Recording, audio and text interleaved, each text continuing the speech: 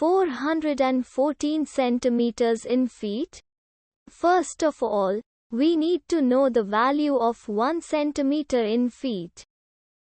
It's always 1 centimeter equals 0.03280839895 feet. Now we have to multiply 0.03280839895 by 414.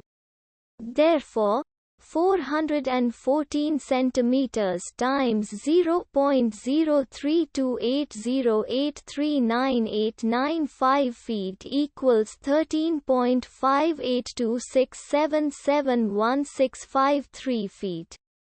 So, in other words, 414 centimeters equals 13.5826771653 feet.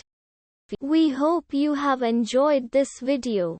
Please like and subscribe to our channel for more videos like this.